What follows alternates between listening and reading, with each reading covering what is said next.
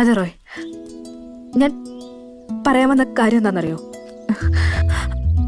അത് അത് നമ്മുടെ മറ്റേ മറ്റേ അല്ല, മറ്റേ അല്ല, ഇത് കൂട്ട്.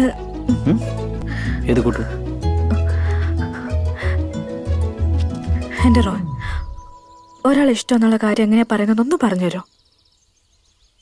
അത് അയാളുടെ മുഖത്തേക്ക് ഇഷ്ടമെന്ന് പറഞ്ഞാൽ മതി. എന്നാ എനിക്കിഷ്ടം. എനിക്കിഷ്ടം.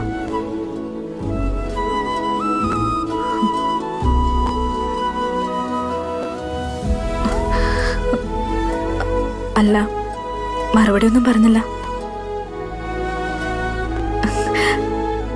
നാണാണോ?